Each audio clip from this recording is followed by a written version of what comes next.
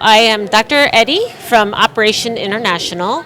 We come from America. We have come to do general surgical. Tumekuja kufanya upasuaji wa ujumla, upasuaji wa kichwa, shingo, pamoja na upasuaji maalum wa kurekebisha makovu yanayotokana na ajali au moto.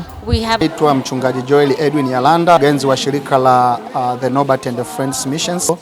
Tumefanikiwa kuleta timu toka Chicago, Marekani kuja kushirikiana na hospitali na wanatimu na madaktari bingwa wa hospitali ya rufaa ya Manyara kuhakikisha wananchi wetu wa mkoa wa Manyara wanapata matibabu ya upasuaji bingwa na bingwa bobezi kwa magonjwa mbalimbali. Tumeleta timu ya madaktari bingwa ambao ni general surgeon. Tumekuwa na kambi ya kibingwa na bingwa bobezi ambayo inahusisha hospitali yetu ya rufaa mkoa wa Manyara, lakini inahusisha na wageni kutoka Marekani, lakini pia na wenzetu kutoka hospitali ya kanda ya Benjamin Mkapa.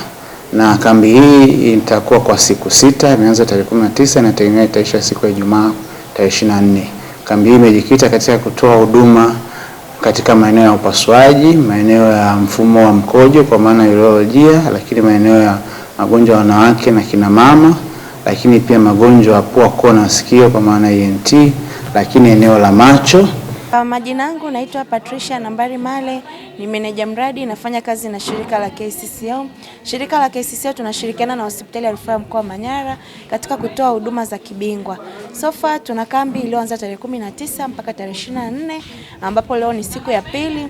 KCCO tumeweza kuleta madaktari bingwa wa macho kutoka hospitali yetu ya Benjamin Mkapa, lakini pia kutoka hospitali ya KCMC. Kwa majina naitwa Dr. Remigius Andrew Gakingira, ni daktari mbobezi katika mfumo wa wanaume, na katika timu hii tumekuja specialty mbalimbali, ikiwa kuna timu ya mfumo wa mkojo, kuna timu ya magonjwa ndani, timu ya mifupa pamoja na mifumo ya fahamu. Namshukuru Mungu nimefika hapa hospitali, nimehudumiwa vizuri. Nimefika tangia jana, sehemu ya nilikuwa naumwa koo, nimehudumiwa koo, na nimeingia tena kwenye kitengo cha macho na nimeshapata huduma, naingia kwa daktari nimalize kazi yangu. Namshukuru Mungu kwa hao madaktari walioletwa. Mungu awabariki, waendelee kufanya kazi yao vizuri.